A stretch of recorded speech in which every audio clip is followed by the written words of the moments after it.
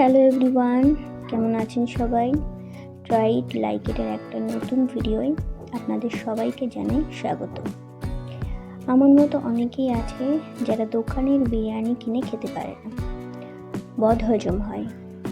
তো আজকে আপনাদের সবাইকে একেবারে ঘরোয়া পদ্ধতিতে চিকেন দম বিরিয়ানি রান্নার রেসিপি দেখাবো। তো চলুন শুরু করা যাক। প্রথমেই ফ্রাইং প্যানে তেল দিয়ে আমি পেঁয়াজটাকে বেরেস্তা করে নেব এবং তারপর যে মাংসগুলো আমি ব্যবহার করব সেগুলোকে একটু একটু করে কেটে নেব, যাতে মশলাটা পুরোপুরি এর মধ্যে চলে যায়।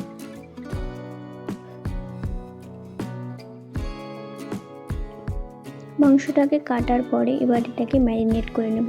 ম্যারিনেট করার জন্য আমি কিছু পরিমাণ কাঁচা পেঁয়াজ নিয়েছি, এর মধ্যে 2 চামচ লবণ ও 2 চামচ হলুদ দেব এবং দেব কিছুটা পরিমাণ পেঁয়াজ বেরেস্তাও।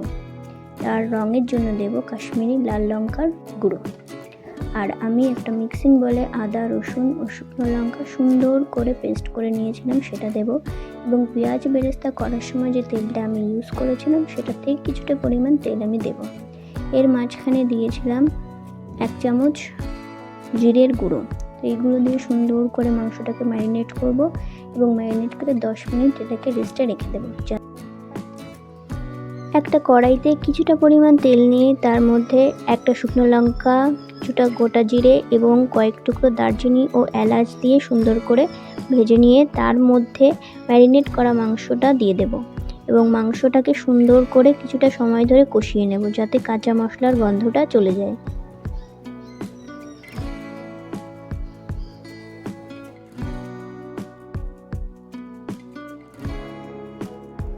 মাংসটা খুব সুন্দর করে কষানো হয়ে গেছে। এর মধ্যে আমি কয়েকটা আলু দিয়েছিলাম। এবার পাশে একটা হাঁড়িতে কিছুটা পরিমাণ জল দিয়ে তার মধ্যে তেজপাতা, গোটা জিরে, লবঙ্গ, তারপর দারচিনি এবং কেওড়া জল ও গোলাপ জল দিয়ে জলটাকে সুন্দর করে ফুটিয়ে নেব।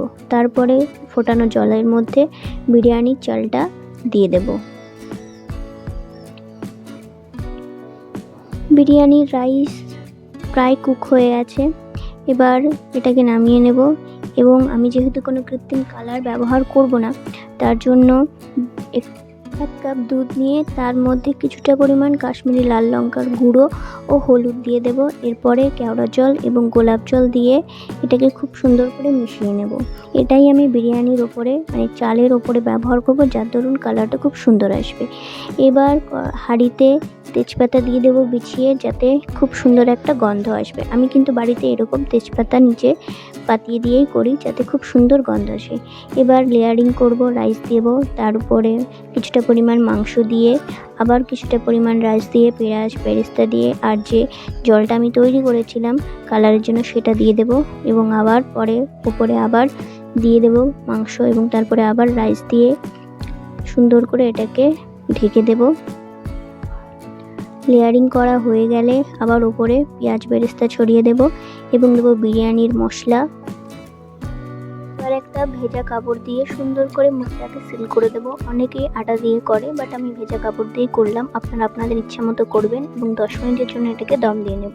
তো দেখো, আমার চিকেন দম বিরিয়ানি কিন্তু একদমই তৈরি এবং কালারটা খুবই সুন্দর আসছে, কোনো কৃত্রিম কালার ছাড়াই। এত সুন্দর কালার আসবে আমি নিচেও ভাবতে পারিনি।